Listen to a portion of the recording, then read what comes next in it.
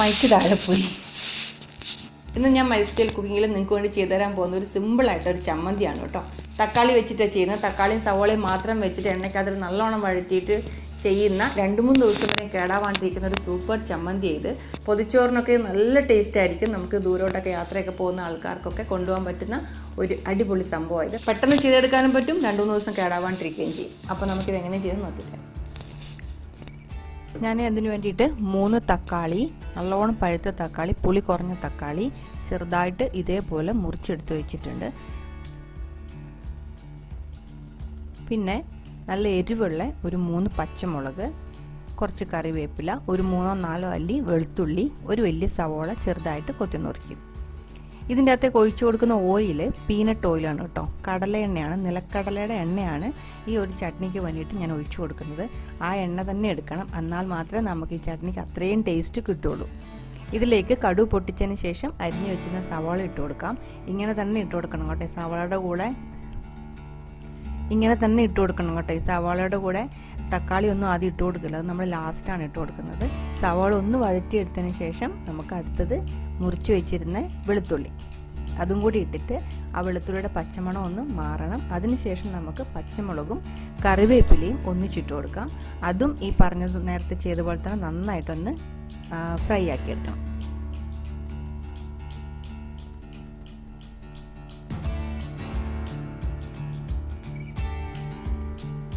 അത് ഫ്രൈ ആയിട്ടൊന്ന് മൊരിഞ്ഞ് ഈ ഒരു ലൈറ്റ് ഒരു ബ്രൗൺ കളർ ആവുന്ന വരെ നമുക്കൊന്ന് വഴറ്റിയെടുക്കണം.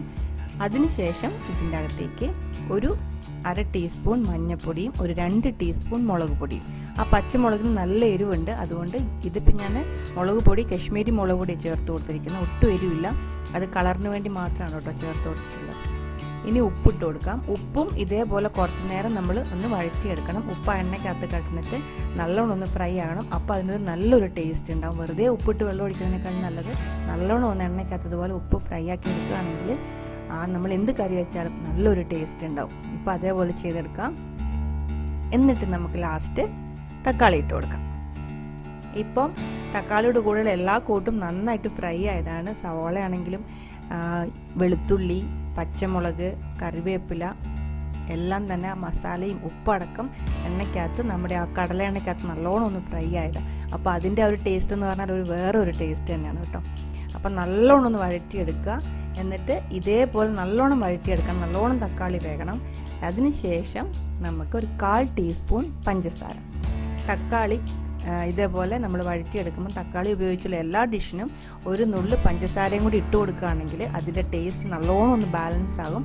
ചെയ്തിട്ടില്ലാത്ത ആൾക്കാർ ഒന്ന് ട്രൈ ചെയ്ത് നോക്കണം കേട്ടോ. തക്കാളിക്ക് നമ്മൾ ഏത് കറി വെച്ചാലും ഒരു നുള്ളു പഞ്ചസാര ഇട്ട് കൊടുക്കുന്നതായിരിക്കും നല്ലത്. ഇതേപോലെ തക്കാളി എല്ലാം വെന്ത് ഉടഞ്ഞ് നല്ലോണം കുഴഞ്ഞു വന്നിട്ടുണ്ട്. ഇത്രയേ ഉള്ളൂ, നമ്മുടെ തക്കാളി ചമ്മന്തി റെഡി ആയിട്ടുണ്ട്. ചോറിനും ചപ്പാത്തിക്കും അപ്പത്തിനും ദോശയ്ക്കും ബ്രെഡിന് പോലും മാച്ചാവുന്ന ഒരു അടിപൊളി ടേസ്റ്റിലുള്ള 2-3 ദിവസമൊക്കെ കേടാവാണ്ടിരിക്കുന്ന ഒരു ചട്നിയായത്. ആ വെള്ളത്തിൻ്റെ അംശമൊക്കെ നന്നായിട്ട് കളഞ്ഞെടുക്കണം കേട്ടോ, എന്നാൽ മാത്രമേ 2-3 ദിവസമൊക്കെ ഇരിക്കുകയുള്ളൂ.